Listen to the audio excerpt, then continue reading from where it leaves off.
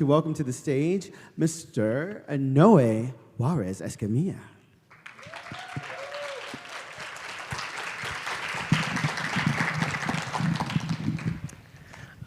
Good afternoon, everybody. My name is Noe Juarez-Escamilla, as you guys just heard. And my topic today will be about a universal basic income establishment. So let's get started. Imagination. It is a significant tool that we humans are very fortunate to possess. As Albert Einstein put it, quote, "Imagination is more important than knowledge. Knowledge is limited. Imagination encircles the world," end quote. I think it's safe to say that without imagination, the world would have never got to experience Shakespeare's famously recognized Romeo and Juliet. Without imagination, the world would have never got to experience Carl Benz's convenient creation of one of the first automobiles ever created. Lastly, without imagination, Steve Jobs would have never presented to the world the amazing iPhone that almost all of us love and use today. And it was this same concept that had me reflecting while preparing for this speech. You see, ever since I was a small child, I would imagine these huge dreams and visions in my head. I would imagine being that one phenomenal scientist who finally found the cure for cancer. I would imagine being that one amazing president who finally found a method to achieve world peace. And I ultimately believe that it is this same imagination of mine that has led me to be standing before all of you here today. I am standing before all of you here today in order to talk about an idea that has been another product of my imagination. Although, before I get to my point, I want to ask all of you to join me by utilizing your own imaginations. Ready? Let's begin. Let's imagine a scenario. The President of the United States of America is tasking you with tackling an important issue the nation suffers from. You are to eradicate poverty within the United States, he demands from you. You think about this for a while, and immediately after getting home, you begin your research. You find many welfare programs, but you need a big idea. You need a significant and amazing idea that will please the president. And that's when you come across it. A successful approach that is greatly supported by hard data and a system that will not only help eradicate poverty, but will change our society as we know it. A universal basic income. So, what necessarily is a universal basic income? A universal basic income, as defined by the research paper titled Basic Income in Local Government, published by the Stanford Basic Income Lab, is, quote, a cash payment provided on a regular basis to members of a community with no work requirements and no strings attached, end quote. In other words, a universal basic income is a government system in which its citizens receive a consistent flow of income without them having to lift a single finger. Now, as radical as the idea sounds, you feel confident in your abilities to prove yourself and your idea to the President of the United States. Although, before you do so, you should get yourself well organized and well familiar with the topic at hand. So, you choose 3 strong main points to support your case. First, you will begin by explaining to the President why your idea should be highly considered in the first place to begin with. You will achieve this by explaining how close a form of universal basic income was established in the late 1960s. Second, you will then move on to explain how a system such as a universal basic income would address poverty within our nation.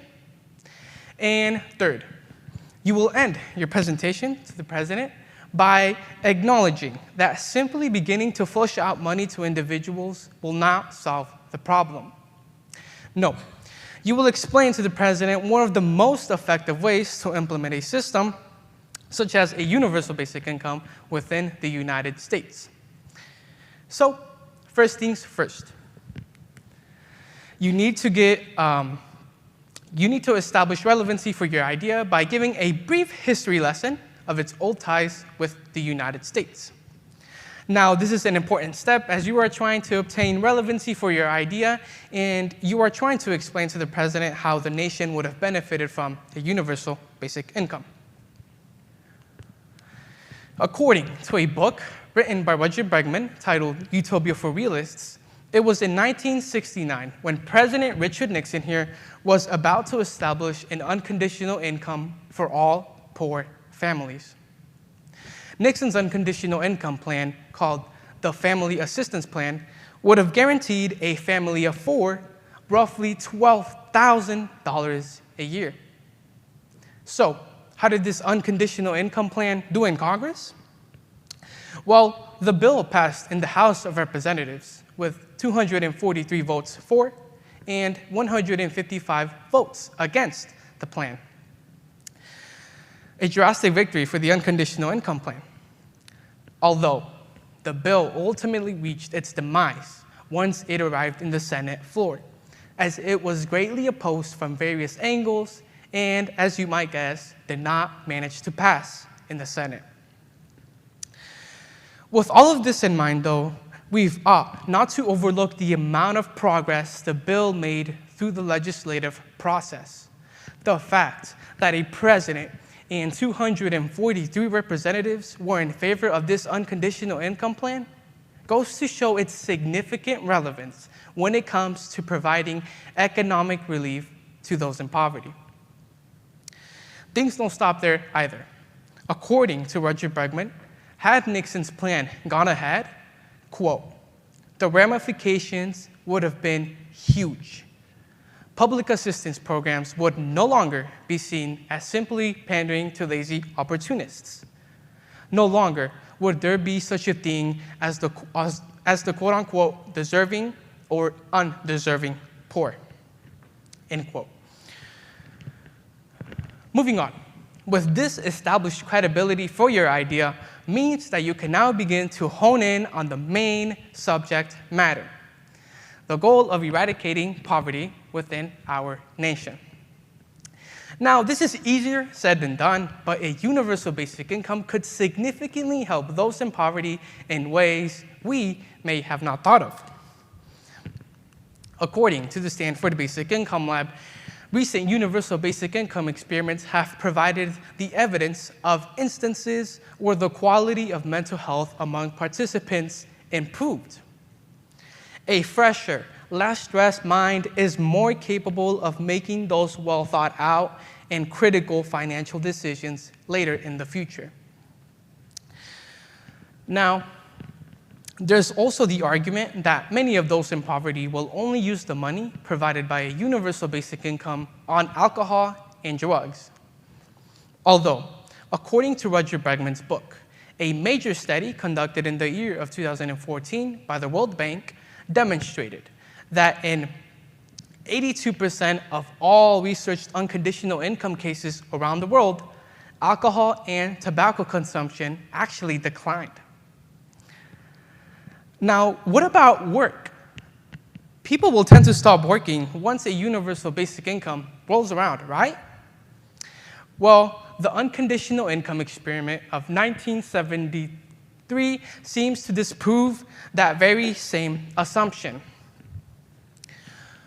During the 4-year-long experiment, work hours only went down 1% for men, 3% for married women, and 5% for unmarried women. Now, with all of these positive findings for a universal basic income, the president may be more than pleased to help you make this idea into a reality. Although, before he does so, he may want to see a clear plan and a clear demonstration of how such a system would operate on the national level. And that is exactly what your last main point will talk about. For this last main point in your presentation, you will explain to the president one of the most effective procedures to implement a system within the United States, to implement a system such as a universal basic income within the United States.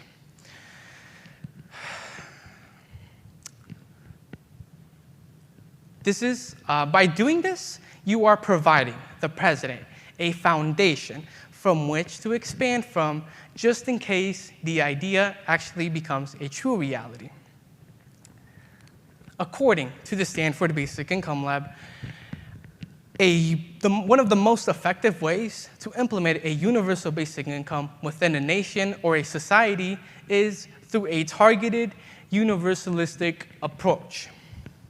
A targeted universalistic approach combines the accessibility a public program offers, such as public education, for example, and it combines it with the equity a targeted program offers. Hence the term targeted universalism. A real-world example within the United States would look something like this. First, the federal government sets a universal goal for the entire nation that generates a sense of inclusion for every citizen in all 50 states. Secondly, these individual states or counties could offer targeted solutions that help overcome systemic barriers that deal with the law, for example, and could help particular groups achieve the overarching goal. Now, it is important that these individual counties or states offer these targeted solutions, as they are the ones who get to closely see and closely monitor how particular groups are performing relative to the universal goal set by the federal government. Now, with all of these things said and done, having first established credibility for your idea by giving a brief history lesson of its old ties with the United States, having then moved on to explain how a universal basic income would address poverty within our nation, and having ended your presentation with providing a thorough simulation of this idea in action is for sure going to make the president consider your idea and hopefully even take action towards it. You even feel proud of yourself as you believe your actions are going to help our society for the better. Boom. That right there, back to reality. That right there, everyone, was an imaginative roller coaster I took every single one of you on. It is this same imagination that every single one of you in this room also possesses. Although, it is when you combine an idea with imagination that you then get to experience the best out of the human mind. You get these sparks of creativity from one side of your brain, while another is generating all these other possibilities for the idea. Eventually, a thought that began as a product of your imagination can slowly but surely creep its way out into our physical realm, into our realities. As Frank Outlaw put it, quote, "Watch your thoughts, they become words. Watch your words, they become actions. Watch your actions, they become habits. Watch your habits, they become character. Watch your character, for it becomes your destiny." End quote. Thank you, everyone.